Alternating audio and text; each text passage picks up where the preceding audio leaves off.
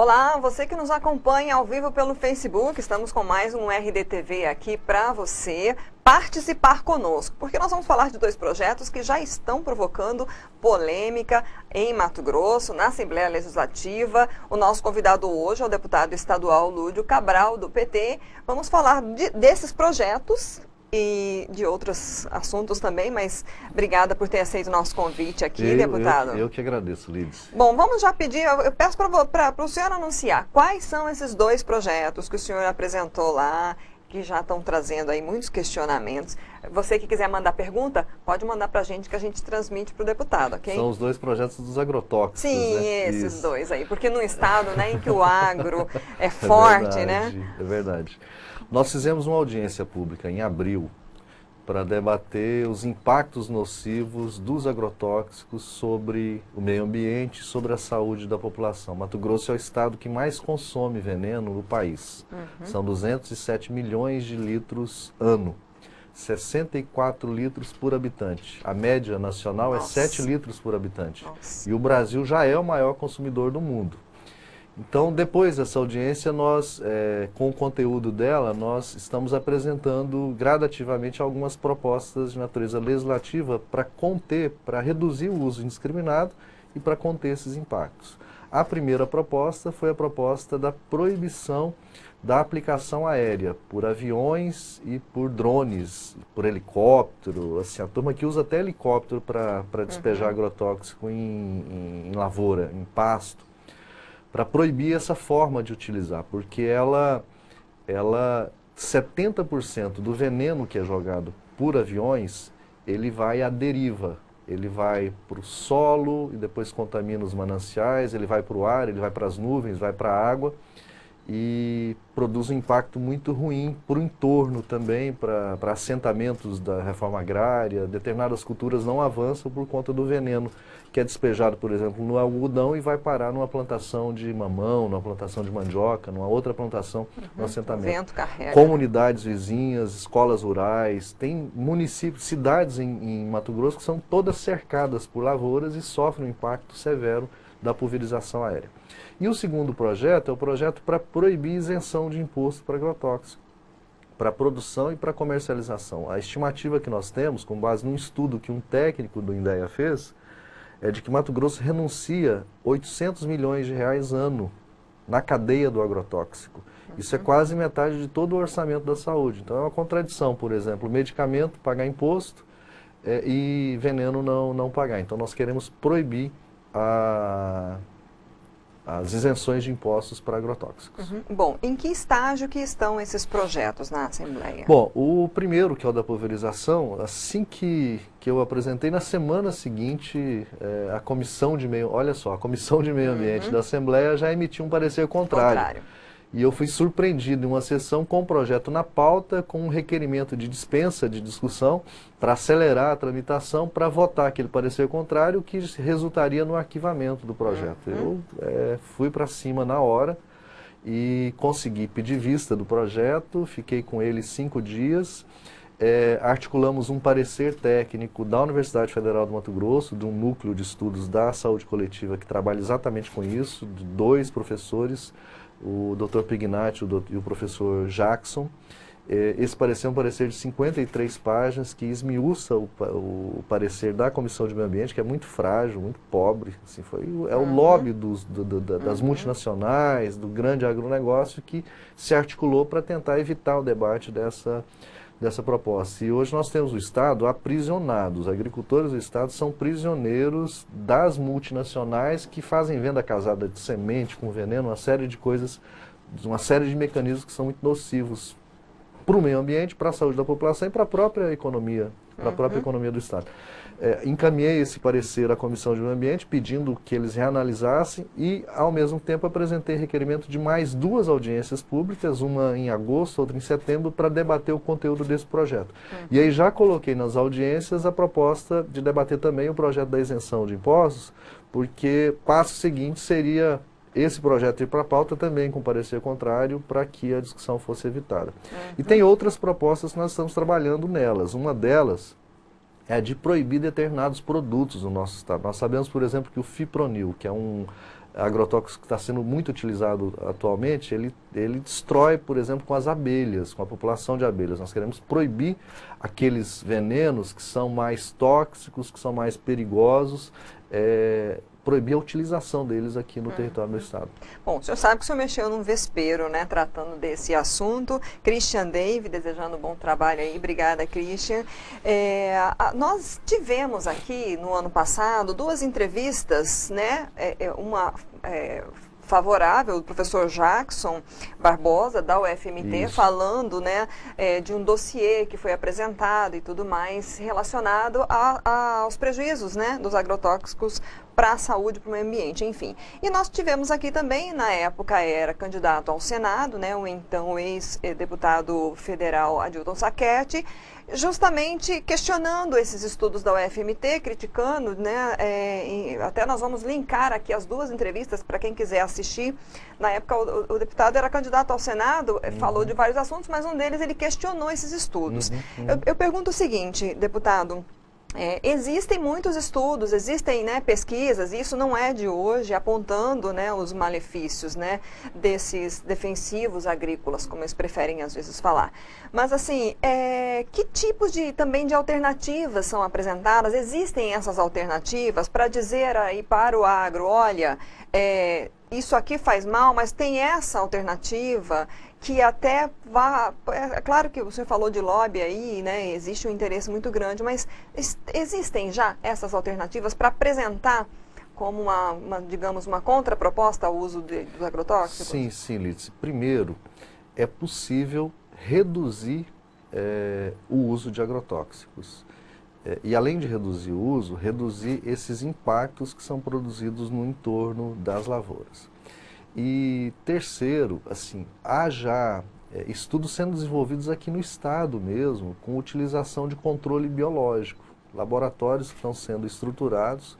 Eu tive contato inclusive com um piloto de aviação agrícola com quem eu conversei bastante depois que apresentei o projeto, e ele me falando dessas experiências de mecanismos de controle biológico, que pode ser bactérias, fungos, que podem ser utilizados por pulverização aérea para poder controlar pragas na lavoura com muito mais eficiência e com um custo muito menor. Ele, por exemplo, me deu uma comparação, o custo hectare da utilização desse sistema é R$ 5,00 e o custo da utilização de um determinado agrotóxico é R$ 98,00. Então, assim, 20 vezes mais barato, eficiente, protege o meio ambiente e, inclusive, agrega valor à soja produzida.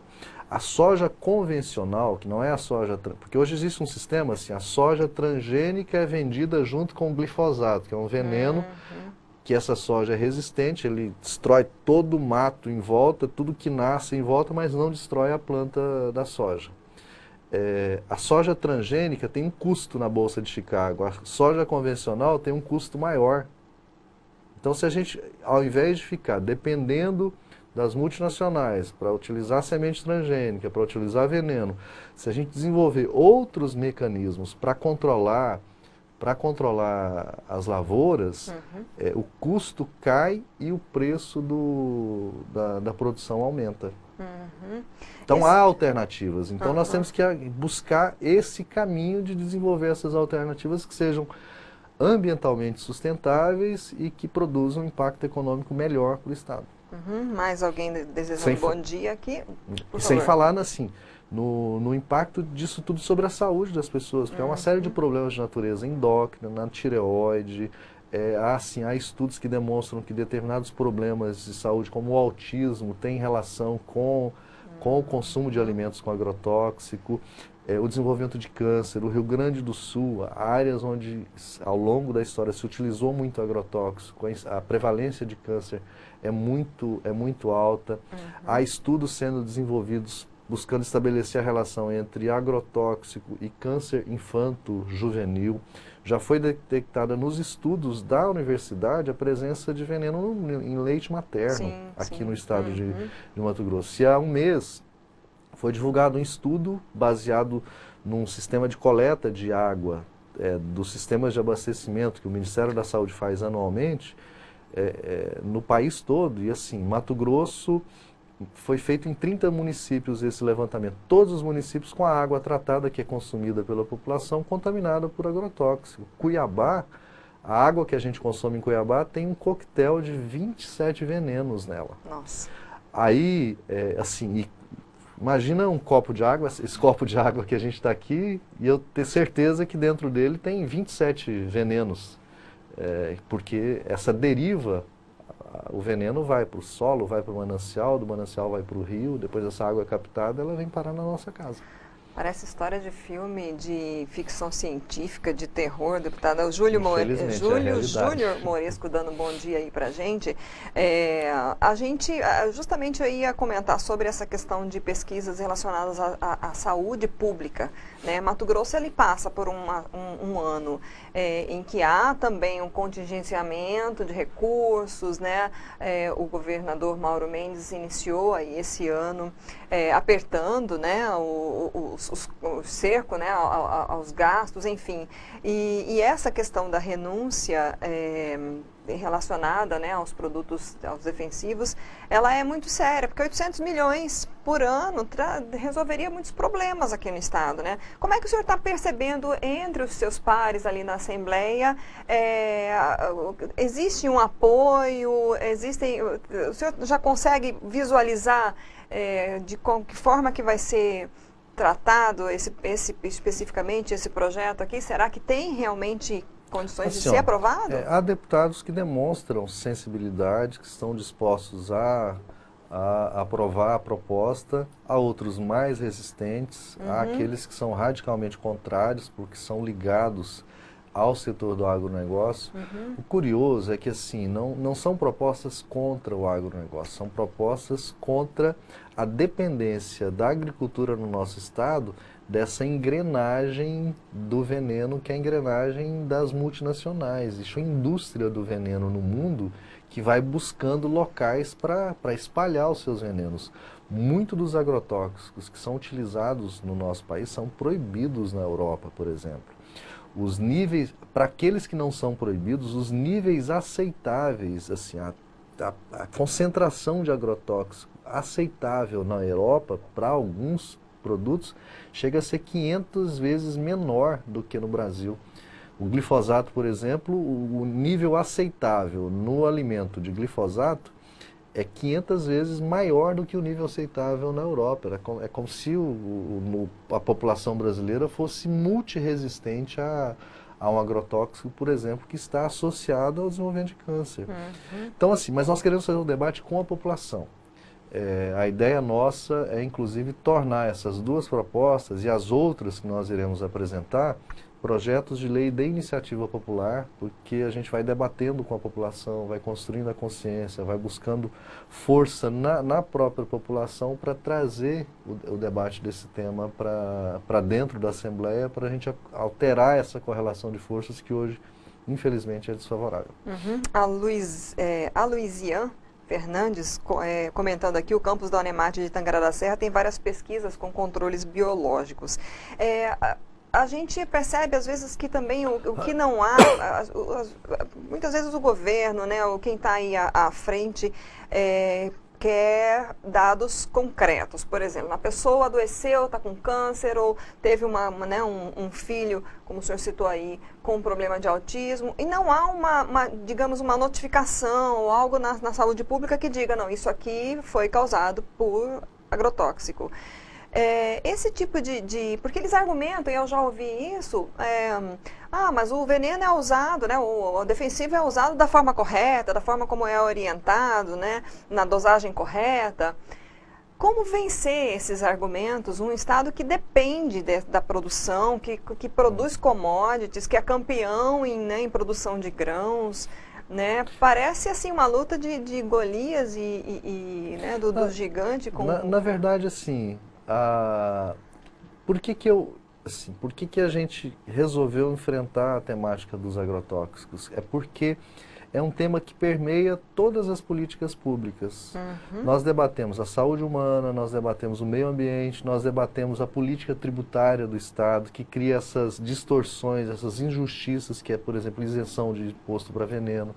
E nós debatemos o nosso modelo de desenvolvimento econômico. Mato Grosso é celeiro do mundo, então Mato Grosso tem que buscar se libertar dessa engrenagem da indústria do veneno e, aos poucos, gradativamente, substituir a utilização de agrotóxicos por controle biológico, naquilo que for possível fazer controle biológico. Isso vai agregar valor à nossa produção, isso vai dar complexidade aos nossos produtos e uma maior competitividade no mundo, porque o mundo está em busca da alimentação saudável. Se nós desenvolvermos uma política de incentivo à agricultura familiar, à agroecologia, à agricultura orgânica, nós vamos produzir com muito mais complexidade alimentos de qualidade para a população do nosso estado, para a população do Brasil, para a população do mundo. Então é esse diferencial que nós temos que buscar. Há muita subnotificação de intoxicação aguda por veneno e para você estabelecer a relação direta entre agrotóxico e um efeito que é o câncer, você precisa de estudos bastante detalhados para se chegar a essa correlação do ponto de vista estatístico. Em alguns casos isso já foi alcançado. Agora, por exemplo, há 50 anos atrás, ninguém sabia da relação entre cigarro e câncer de pulmão. E a indústria do tabaco dizia que não havia relação nenhuma entre cigarro e câncer de pulmão. Foi preciso um estudo epidemiológico, que a gente chama de estudo de coorte, que acompanhou uma população de médicos na Inglaterra por 30 anos para poder estabelecer objetivamente a relação entre câncer de pulmão e consumo de cigarro. Então, assim, é um esforço e a indústria, ela é lógico, ela resiste e tenta combater os argumentos desses estudos, mas essa associação ela está cada vez mais forte. Porque assim, o que mudou no mundo ao longo dos últimos anos para, por exemplo, a população de abelhas ser reduzida drasticamente? O que mudou no mundo para as pessoas poderem conviverem com esse aumento na prevalência de autismo na população? Por que em determinadas populações o câncer é mais prevalente e nessas populações há um consumo maior de agrotóxicos? Então essa relação é uma relação que vai se evidenciando aos poucos, a partir de estudos ao longo do tempo. Agora o combate tem que ser permanente. Bom, só para informar quem está nos acompanhando, né, o Ministério Público do Estado, né, e mais o Fórum de Combate aos Impactos dos Agrotóxicos, que é uma rede aí de instituições, emitiu uma nota de apoio, né, aos projetos. Isso. E aí é continuar acompanhando. Quem estiver aí nos municípios em que houver a audiência pública pode participar, pode levar dúvidas, né? Pode. Inclusive, assim, ó, hoje é Dia Mundial do Meio Ambiente. Sim. É até bom a gente fazer o debate desse tema no dia que é o Dia do Meio Ambiente. Na segunda-feira agora, 2h da tarde, nós vamos realizar uma audiência pública lá na Assembleia para debater a atual política ambiental brasileira e os impactos disso sobre o meio ambiente aqui no nosso estado, porque está havendo no plano nacional um conjunto de medidas que estão fragilizando o rigor da política ambiental. Agrotóxico é um exemplo. Já foram liberados de janeiro a maio mais de 200 produtos no país num ritmo muito acelerado. Então nós vamos fazer essa audiência pública na segunda, dia 10, para debater a política ambiental, e a gente quer, na segunda, dia 10, já iniciar a coleta de assinaturas de apoio a essas duas propostas sobre agrotóxicos. E vamos, em agosto, fazer uma audiência pública em Cuiabá e, em setembro, fazer audiência pública no interior. E a gente quer rodar os municípios do estado com a campanha, inclusive com o apoio do Fórum de Combate aos Agrotóxicos.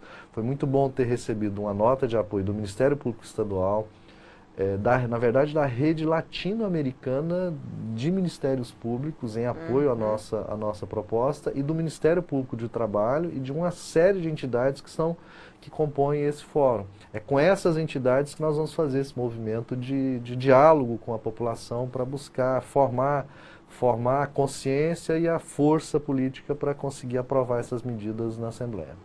O Júnior Moresco perguntando se diante da situação do uso de agrotóxicos é possível que exista alguma retaliação comercial na compra de produtos brasileiros. Ao contrário. Assim, na verdade, a utilização de agrotóxicos ela é nociva, porque há alguns países que, inclusive, quando a soja chega, eles calculam o índice, a presença do veneno. Se passa dos limites que eles aceitam, eles simplesmente não querem aquele produto. E ao contrário, se você reduz o uso de agrotóxico e passa, por exemplo, ao invés de utilizar a soja transgênica, a soja convencional com controle biológico, o valor dessa soja é muito maior no mercado lá fora.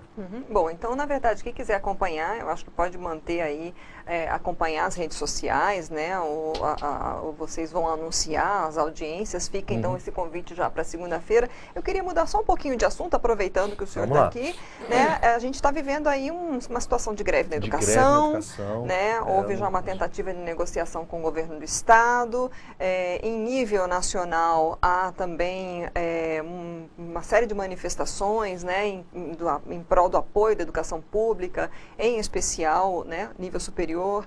Eu gostaria de saber a sua avaliação, deputado, nessa situação do Estado, né, e da atual situação do governo Mauro Mendes e também em nível nacional. Assim, o atual governo no Estado, ele resolveu, em nome da contenção de despesas, asfixiar as políticas públicas aqui no nosso Estado. O Aloysian, que te mandou essa questão, ele é aluno da Unemat, que está desenvolvendo projetos importantes de controle biológico, mas eles estão com bolsa de iniciação científica, com bolsa alimentação atrasadas há 3 meses para os estudantes. A Unemat está com um orçamento de custeio contingenciado pelo governo do Estado desde o início do ano em 50% e ainda tendo que administrar restos a pagar de 2018, todo esforço de economia ele é importante, mas é preciso e é necessário o Estado buscar ampliar a sua arrecadação. Os trabalhadores da educação estão em greve exigindo o cumprimento de uma lei estadual, que é uma lei aprovada em 2013, para vigorar ao longo de 10 anos. O Mauro Mendes é empresário. O empresário gosta muito de falar em segurança jurídica e respeito aos contratos. Quando eu quero debater com eles as renúncias fiscais, eles sempre usam esse argumento. Não, nós não podemos cortar incentivo, porque são contratos de 10 anos, precisa de segurança jurídica e precisa de respeito ao contrato. Vale para incentivo fiscal, mas não vale para trabalhador da educação, não vale para professor, porque a lei de 510/2013, ela é uma espécie de contrato, lei que foi assinado pelo Estado com os trabalhadores da educação para, ao longo de 10 anos, e o Estado tem que respeitar esse contrato em nome da segurança jurídica. O Estado tem condições de assegurar o pagamento do reajuste de 7,69%. O impacto disso este ano é de 128 milhões de reais. Só nos primeiros 4 meses, o Estado arrecadou 700 milhões de reais com o FETAB. Tinha uma projeção de 400, arrecadou 700. Então, a projeção para ao longo do ano é arrecadar 900 milhões a mais de FETAB. A arrecadação de ICMS nos primeiros 4 meses também aumentou em 250 milhões, uma projeção de 750 milhões a mais até o final do ano. Portanto, com condições de atender essa...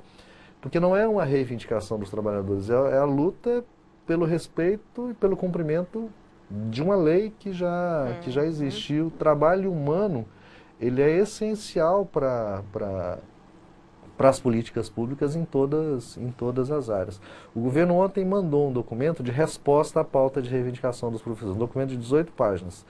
O tempo todo dizendo, não posso, não vou pagar, traça cenários absolutamente sombrios sobre a projeção da receita, só que ele acaba entregando uma coisa. Não tem uma linha falando de revisão de renúncia fiscal. de isenção de imposto. O documento de 18 páginas, nenhuma linha. Ele faz projeção da arrecadação para 2019, 2020, 2021, 2022, 2023, projeções sombrias para dizer, olha, eu não posso atender o direito dos trabalhadores da educação. Eu tenho cobrado desde que assumi o mandato de deputado que precisa fazer revisão de renúncia de imposto. 2018, Lides, foram 5 bilhões e 600 milhões de reais de renúncia de imposto em Mato Grosso, em 2018. E nós estamos falando de um orçamento de 20 bilhões. Ora, um orçamento de 20 bilhões e eu deixar de arrecadar mais 5 bilhões e 600 mil, isso é 2 vezes o orçamento da segurança pública, é quase 3 vezes o orçamento da saúde, é quase 2 vezes o orçamento da educação.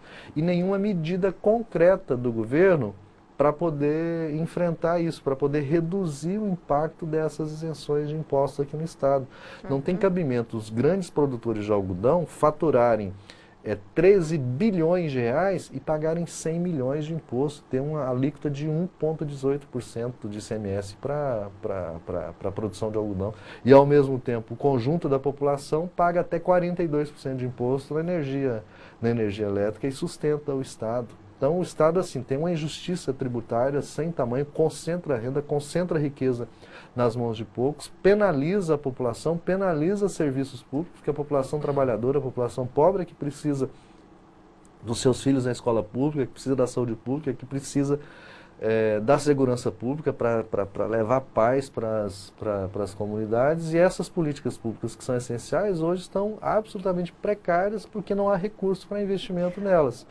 E ao mesmo tempo que a minoria da minoria tem benefícios fiscais nessa casa, de 5 bilhões e 600 milhões de reais. Vários setores, inclusive, reclamam, né, dessa questão da tributação alta aqui no Estado. O senhor acredita que vai sair nesse governo uma reforma tributária que era já para ter saído aqui? Pelo visto, não, porque ele está dizendo que até 2023 a projeção de crescimento da arrecadação é sombria, sinal de que ele não vai mexer uma linha nas renúncias fiscais. Ele está sem perceber, ele está entregando uma política de governo, que é a política do Mauro Mendes.